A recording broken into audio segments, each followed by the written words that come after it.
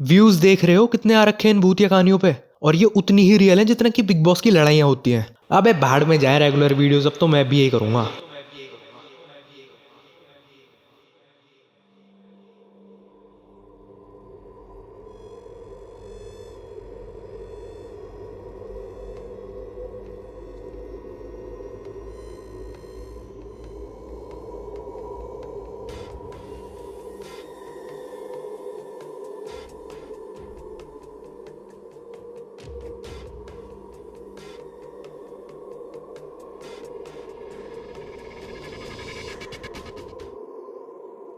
नमस्कार दोस्तों, मेरा नाम है, छोड़ो नाम जान के क्या उखाड़ लोगे।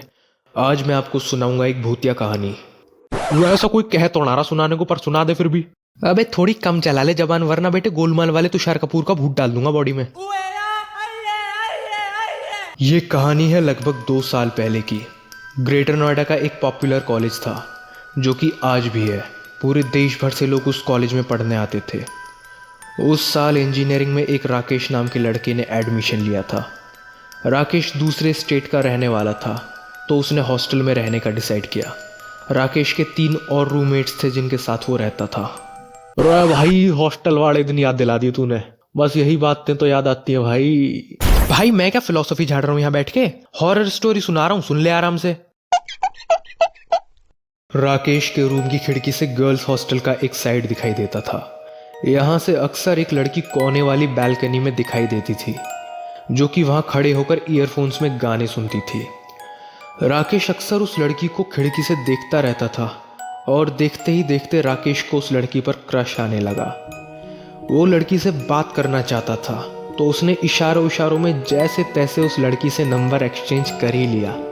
अब राकेश ने उस लड़की को मैसेज किया और उससे उसका नाम पूछा। लड़की ने रिप्लाई में अपना नाम शिखा बताया। धीरे धीरे दोनों के बीच में बातें बढ़ने लगी और कुछ ही टाइम में दोनों बहुत क्लोज हो गए। बा यार, यही तो दिक्कत है आजकल के लौंडों की। साला प्लेट में खाना हो या ना हो, पर गर्लफ्रेंड जरूर चाहिए इन्हें। अबे तुझे शक्तिमान का कीड़ा लगा है क्या? हर बात में उंगली करनी है। सुन लेना शांति से बैठ के।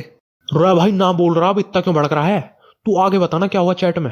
शिखा रोज राकेश को म्यूजिक फाइल्स भेजती थी, जिनका म्यूजिक सुनने में बहुत स्ट्रेंज था, but at the same time उतना ही एडिक्टिव था। लेकिन जब भी राकेश शिखा को मिलने के लिए बोलता था, तो वो बात को टाल देती थी। पर राकेश भी हमेशा से कम एक बार मिलना चाहता था। और एक दिन राकेश के सब्र का बांध टूट ही गया। वो गर्ल्स हॉस्टल के बाहर शिखा के बारे में पता करने पहुंच गया। शाम का समय था, तो कुछ लड़कियां वहां आसपास टहल रही थीं। तो राकेश ने उनसे उस रूम की तरफ इशारा करते हुए पूछा कि उस रूम में जो लड़की रहती है उससे मिला सकती हो मुझे?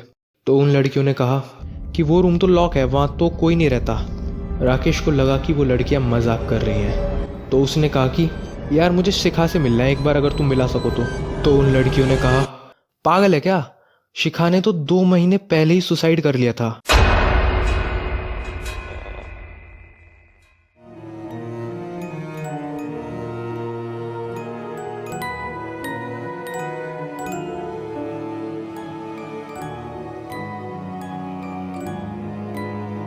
उन्होंने बताया कि शिखा को म्यूजिक का बहुत शौक था, लेकिन उसके घर में कोई नहीं चाहता था कि वो म्यूजिक पर ध्यान दे। इस बात से वो बहुत डिप्रेस हो चुकी थी, तो एक दिन उसने बिना किसी खबर के उस रूम में सुसाइड कर लिया।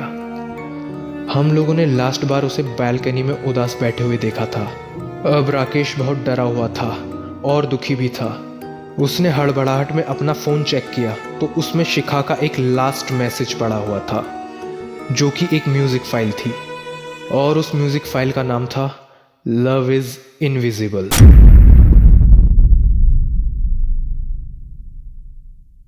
अब राकेश बहुत परेशान हो चुका था। उसे कुछ समझ नहीं आ रहा था कि हो क्या रहा है, तो वो कुछ दिनों के लिए अपने होम टाउन वापस चला गया। जब राकेश होम टाउन से हॉस्टल में वापस आया, तब उसका बिहेवियर थोड़ा अजीब था। वो अपने रूममेट से बात नहीं कर रहा था, यहाँ तक कि वो खाना भी नहीं खाता था। वो अब पढ़ाई भी नहीं कर रहा था। जब उसके रूममेट्स उससे बात करना चाहते थे, तो वह टाल देता था।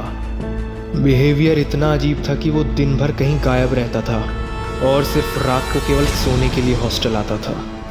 राकेश को घर से हॉस्टल आए अभी सिर्फ 1 हफ्ता हुआ था, कि अचानक राकेश के माँ बाप हॉस्टल में आए। उसके रूममेट्स भी बिहेवियर को लेकर परेशान थे, तो उन्होंने माँ बाप के आते ही सवाल पूछ लिया कि राकेश को क्या हो गया है। वो एक हफ्ते से कॉलेज नहीं आ रहा है और सिर्फ सोने के लिए रात को हॉस्टल आता है और सुबह कहीं निकल जाता है। उनकी बात सुनकर राकेश के माँ बाप रो पड़े और बोले कि वो रात को भी कैसे आ सकता है, वो तो घर के पास तालाब में डूबकर मर चुका है, हम तो उसका सामान लेने आए हैं। ये कहकर माँ बाप सामान लेकर चले गए।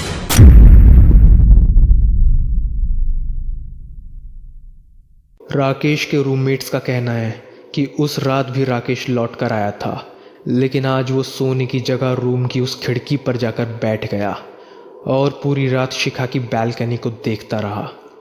और पूरी रात उसके फ़ोन में वही गाना बज रहा था, लव इज़ इनविजिबल।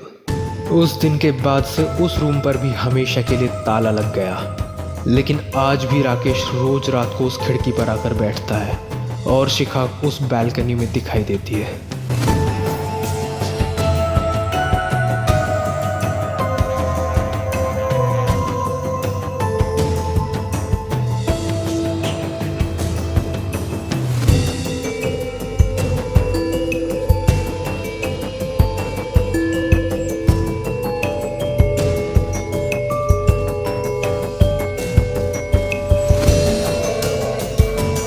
तो बता बेटे, कैसी लगी स्टोरी?